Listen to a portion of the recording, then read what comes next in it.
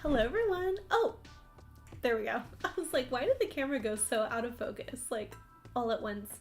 Let me know if you can hear me okay and hear the music. And welcome. This is our book club stream.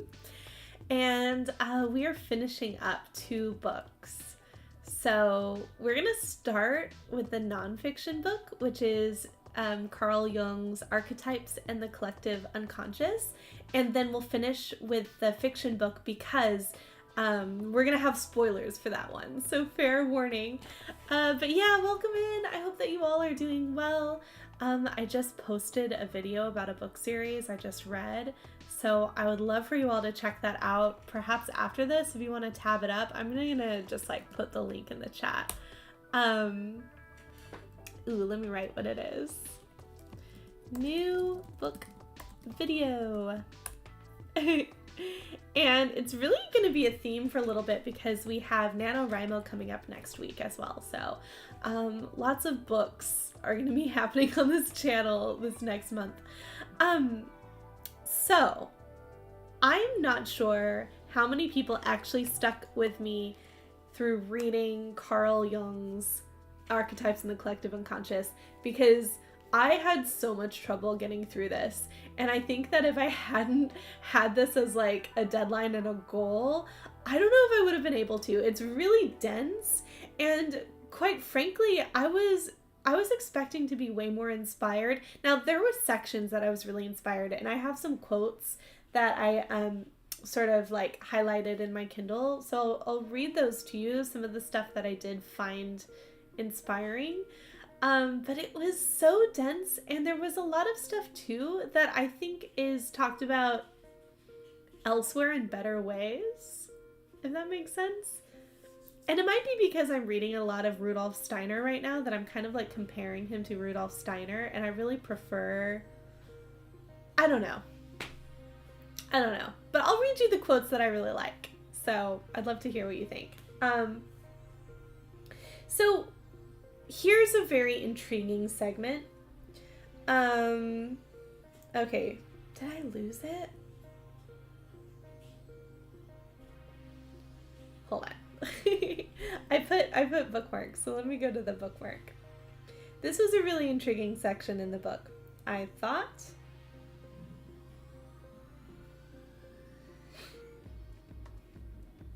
Okay.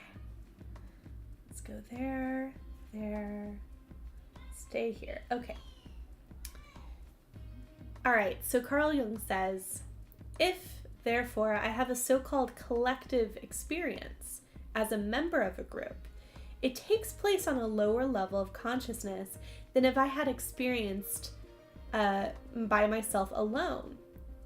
That is why this group experience is very much more frequent than an individual experience of transformation. It is also much easier to achieve because of the presence of so many people together exerts the suggestive force. I thought this was really interesting. Here's kind of a next part to it. It says, in the crowd, no one feels responsibility, but also no fear. So it's like you open yourself up to a lot of different energy than if you were to just be like going towards something by yourself as an individual, because you have this sort of like, you have this group sort of supporting the energy, if that makes sense. So you're like less afraid, but then you're also in some ways like more open, and you don't feel responsibility for it. So like it was really interesting to me because I was like, oh, this is how, if you're not like very careful in a group setting, you might be opening up to some like some kinds of energy you might not want.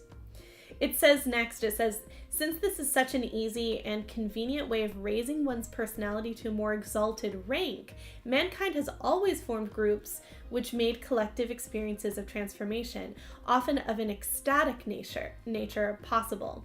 The regressive identification with lower and more primitive states of consciousness is invariably accompanied by a heightened sense of life. Hence the quickening effect of regressive identifications with half-animal ancestors. And there was another part of this I wanted to say, and then I'll talk to you a little bit about what it was making me think about. Yeah, okay, well that's the next part of this. So it was interesting because it feels like we kind of fall backwards onto like more of an instinctual nature. And I think about like sort of like when things happen as mass groups going towards something and how like out of control and chaotic that can get. And that's what it was making me think of. But I do like think that there's a place for group work, but I think it's when the group helps the individual. Like I still think that the individual has to be center, especially at this time. So from a spiritual nature, like if you're going into a group atmosphere, you have to like maintain your sense of individuality, and that has to be really solid, and that has to be protected in itself. And I found that really interesting that Carl Jung kind of like talked about that a bit. And so this is talking about the same sense, but I also, this next passage kind of made me think of when in spirituality we might end up falling back on things like psychedelic drugs or things that kind of like create an experience that we haven't like fully stepped through all of the processes if we were to create that within ourselves without the outside help.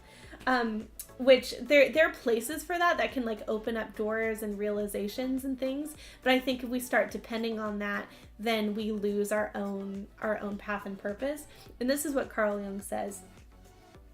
He says, such unearned gifts may seem a special favor of the moment, but in the long run, there is a danger of the gift becoming a loss, since human nature has a weak habit of taking gifts for granted. In times of necessity, we demand them as a right instead of making the effort to obtain them ourselves. So I found that pretty interesting. Okay, I'm going to go to my next highlight, so this will probably be a totally different topic, and feel free to let me know what you think about this. If you're watching this later, feel free to let me know in the comments or in the chat if you're here live. Let me go to the next page. Okay. Oh, it was the one we just read. Okay, the next page. Okay. Oh, so I found this really interesting because this is something that I've been saying for a bit. Like the more deeper you go, the more universal you become in like different ways. And I felt like this Jung quote kind of went along with the same idea. So I wanted to read it for you. It says, the more archaic and deeper, that is, the more physiological the symbol is, the more collective and universal, the more material it is. The more abstract, differentiated, and specific it is, and the more its nature approximates to conscious uniqueness and individuality, the more it sloughs off its universal character. So that like goes right along with that. I found that so interesting. Having finally attained full consciousness, it runs the risk of being a mere allegory, which nowhere oversteps the bounds of conscious comprehension, and is then exposed to all sorts of attempts at rationalistic and therefore inadequate explanation. But that first part of that quote was like, whoa, that's almost like word for word something that I've been saying. So that was really cool. All right, let's see what's next. And that has been a concept that's been really important to me. I think this will be the next one. Oh, okay, I love this about children. It says, children are educated by what the grown-up is, and not by what he says. The popular faith in words is a veritable disease of the mind.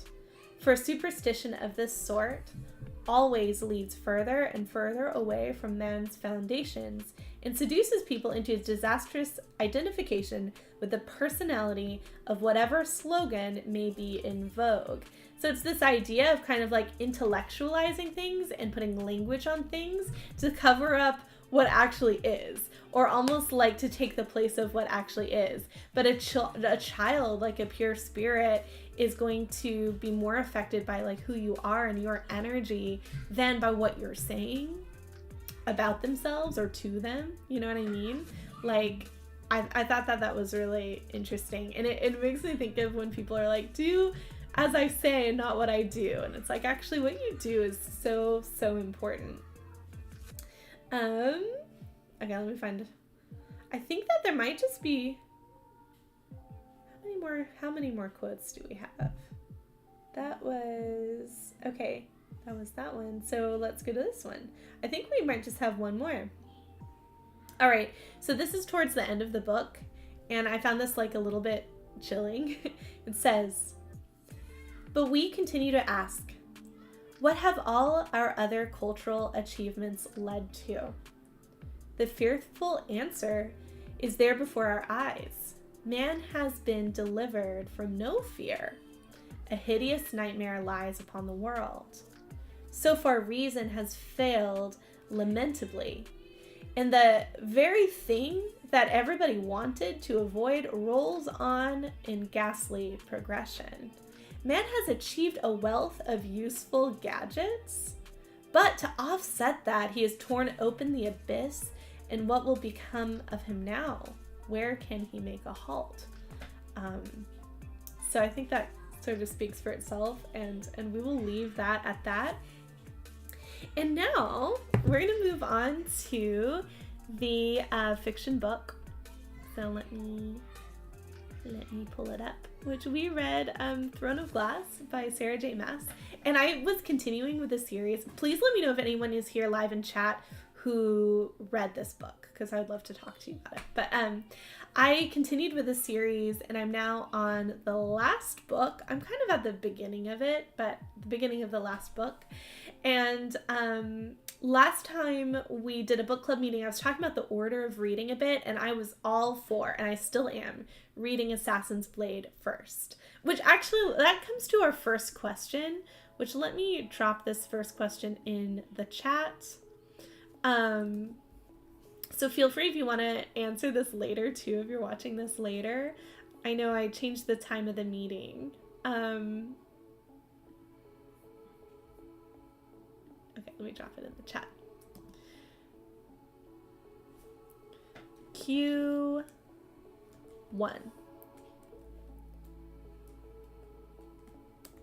Okay, there we go.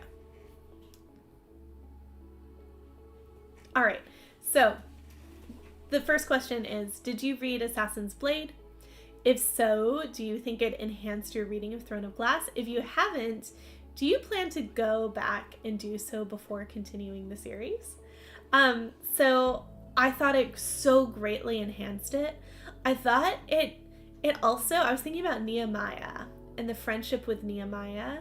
By the way, there's spoilers for this, so please, like, you know, if you're planning to read it or in the middle of reading it, I'm just throwing that out there. But I think that it made so many things more meaningful, and one of them was Selena's relationship with Nehemiah, given her previous connection to another female friend in that book. So I found that was very important. And also just getting to know Selena before reading Throne of Glass and seeing how she got there. I really felt like that was an important step for me to like so deeply fall in love with the book and the characters. So that's my opinion on it. And there was another question later on in the book that I had just started to kind of feel my way through, which is a certain 2 books and what order you read those in. And those books take place, it's Tower of Dawn and is it Empire of Storms? Yeah, I think so. Tower of Dawn and Empire of Storms take place at the same time, but they're different characters, right? And I'm all for, even though it says it switched, reading Tower of Dawn first, because they have such a different feel. Honestly, Tower of Dawn feels kind of like a romance novel, and then it's like focused more so on the romance, and then Empire of Storms is so like gripping plot-wise, and it really moves the plot forward.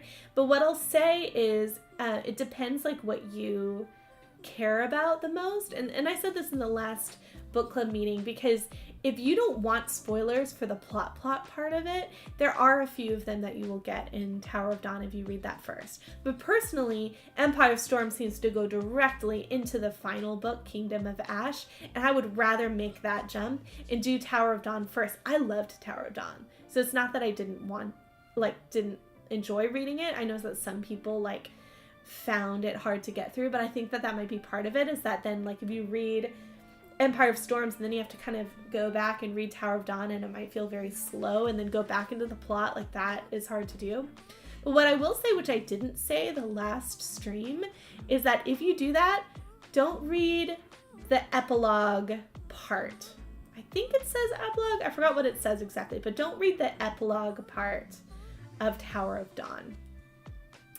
Just skip that, go read Empire of Storms, and then you can go back and read that epilogue part. So I'll say that. So yeah, that's how I feel about Assassin's Blade. And our second question is a simple one.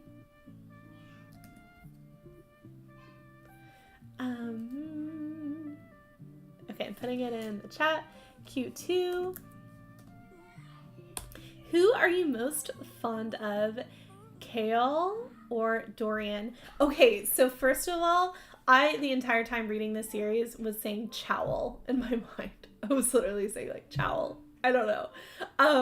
So yeah, it's hard for me to realize like, oh, it's Kale. Like it says on the website, I think like Chaos. Kale. Do I have any coconut water left? Let me see.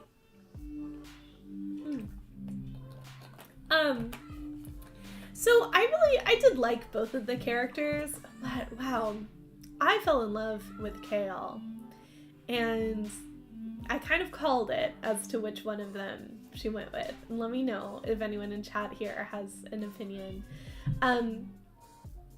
I think that Dorian is a fantastic character, and as you go in the series, you fall more and more in love with him. But Kale, there was something so special and so real about him and his relationship with Selena that he was by far my favorite. And Tower of Dawn is from his perspective, so that might be why I love that book too. I won't give any spoilers for the rest of the series, but I will say that I very much wanted her to end up with Kale in this first book, in Tower of Dawn. So I'd love to hear what you all think.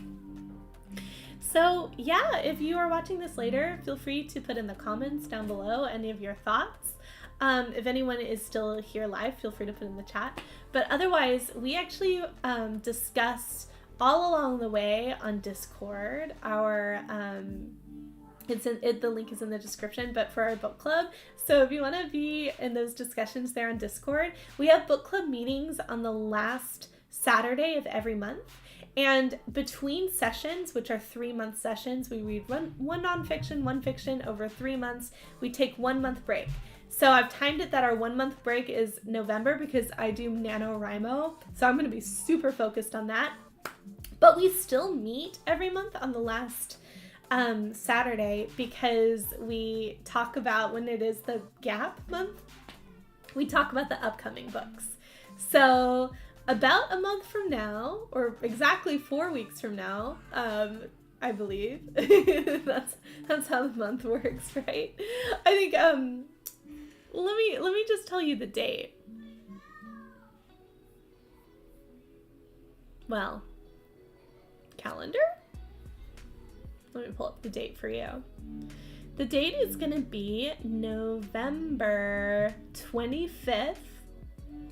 That's when we announce the next books.